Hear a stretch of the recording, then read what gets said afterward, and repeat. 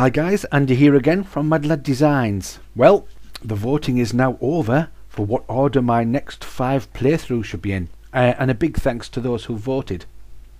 So the votes have been counted, and we now have in which order the games to be played in. So, what was voted the first game in the set of 5 I should do a playthrough of? Well, it was Dungeon Command, obviously. Was there any doubt? This was the game I thought that would come out on top, and it did. So I've actually set the game up now. I'll just move the camera about. As you can see, I have the game set up, ready to go for our first playthrough.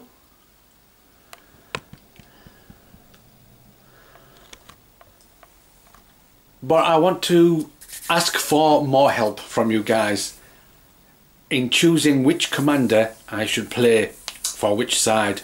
So we have our 2 undead commanders and we need to pick one. So which one shall I pick? Should I pick Delthrin Everett?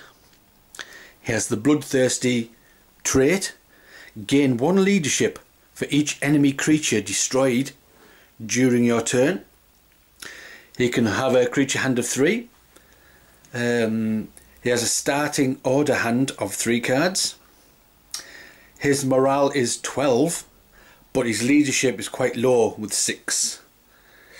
So we can only start off with 6 levels worth of creatures on the board. So that is Delthrin Everett. Next up we have Morgana Valistova.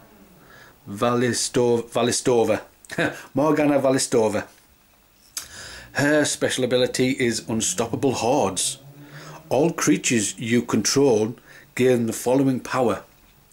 I can tap a creature, lose 1 morale, but prevent 20 damage to that creature from one source.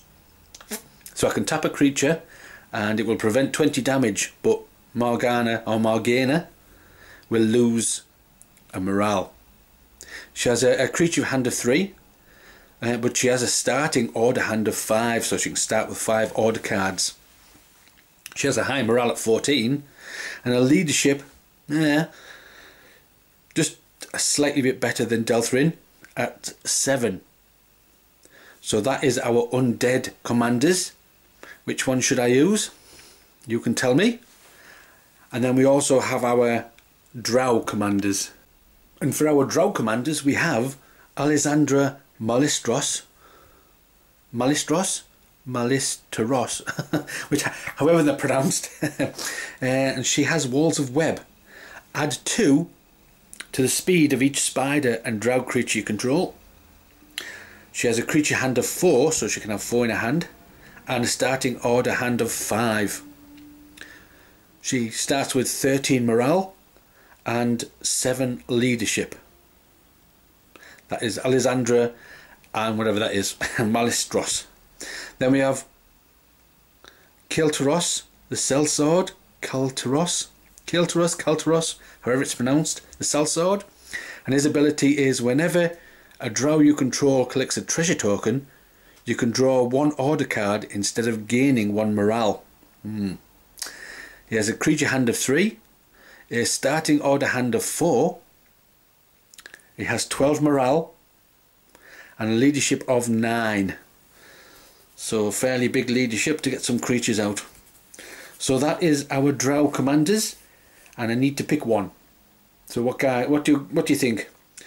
Leave your suggestions below in the comments, and whoever gets the most suggestions, I will go with that person, with that commander. So these are our drow, and then we have our undead. So if you guys want to let me know in the comments, once we get to know who I'm playing, we'll set the rest of the game up and we'll play Dungeon Command. So you might be wondering, well, what is the rest of the order of the games? Well, I can tell you, in second place came Talisman. Yep. So the second game in this set of 5 playthroughs will be Talisman. Next up is Crash Karts. Then after Crash Karts will come Marvel Dice Masters, and then eventually coming up 5th, Tiny Epic Defenders. So it'll be Dungeon Command first, then a single player of Talisman,